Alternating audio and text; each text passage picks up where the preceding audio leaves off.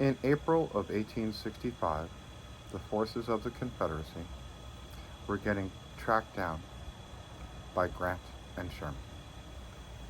And in a small courthouse in Appomattox, the Confederate States of America, the four-year-old country, surrendered and was reabsorbed into the Union. The war over slavery, and yes, Nikki Haley, it was about slavery, started in 1861 with Southern aggression towards the North with the firing on Fort Sumter. The South wanted to maintain its ability to enslave people based on race. American slavery was the only slave system that was based on race. Prior to that, people who had been enslaved had been captured in war or sold themselves into debt. Happened in Rome a lot. But in American slavery, it was because of the color of your skin and who your parents were. It was perpetual servitude. After the Civil War, we have the signing of the 13th, 14th, and 15th Amendments. These amendments give suffrage to African Americans, and for the next 12 years, it sort of works.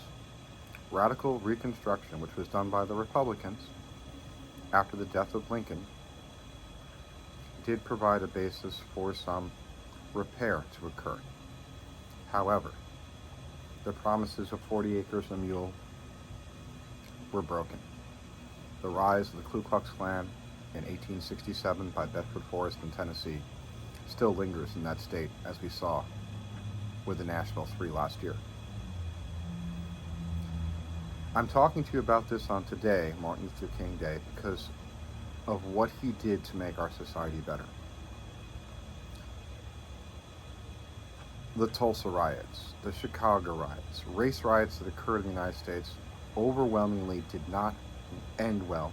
I'm going to say exclusively did not end well for African Americans. There are a myriad of towns in the South that were predominantly black that are now lakes. They were covered up by jealous white people. I live in a county in Port St. Lucie where one of the cities is named White. It was done after one of the World's Fairs, but it's on the other side of the tracks from an area that was predominantly black, and you know this because they had letters for streets, Avenue A, Avenue B, Avenue C.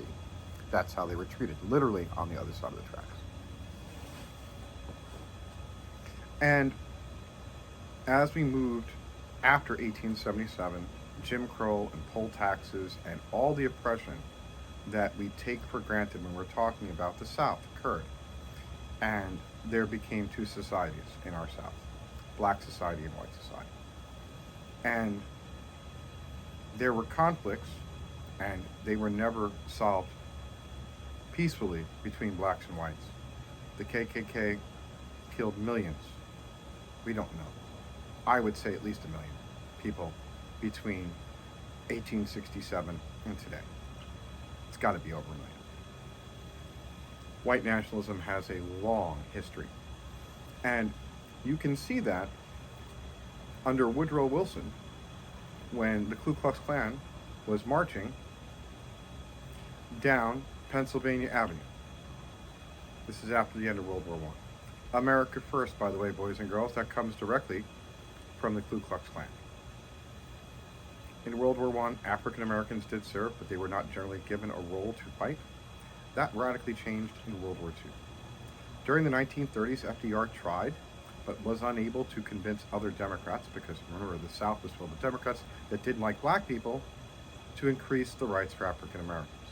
So as World War II progressed, and African Americans were put into combat units like the Red Tails, or tank destroyers in the Third Army under General Patton,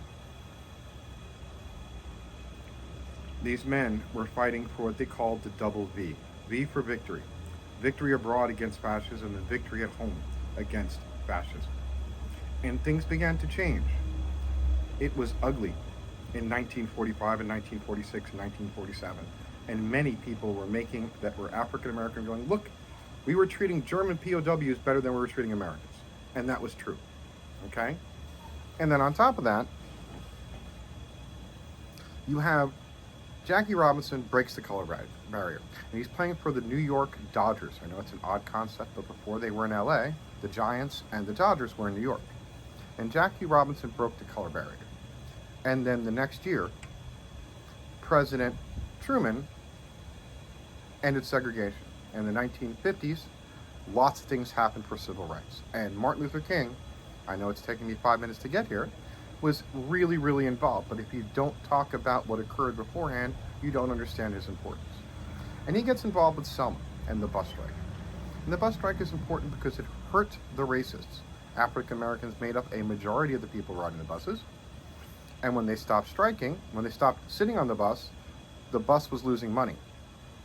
It took 2 years, but it was finally cut down. Martin Luther King was involved with that.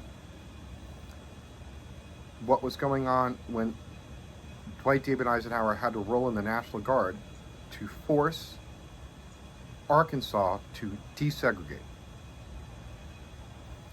And then, when JFK became president, Lyndon Baines Johnson worked with JFK to get the Civil Rights Act of 1963 and 64 passed and the Voting Rights Act of 1965. JFK doesn't live to see those. His vice president, Lyndon Baines Johnson, in the Great Society, which gave us Medicaid, we didn't have that, thanks to Johnson. He was trying to end poverty. His idol was FDR, and he wanted to replicate that. And at the same time, we were being involved in a conflict in Southeast Asia called Vietnam. And Martin Luther King was not the only person speaking. There was Malcolm X, and there were plenty of other people that were there. Hell, Bernie was down there marching with him. That man has always been the same. And I say, Bernie, you better know who the hell I'm talking about. Bernie was down there. My mom and my aunt were freedom riders. My mom was a nurse, and my aunt was a nun, and they went and helped register people to vote in Georgia. It was a coming together, and it was a time of change and crisis. And then in 1968, in April, Martin Luther King was assassinated. And the following summer, Bobby Kennedy was assassinated. And there has not been a dynamic leader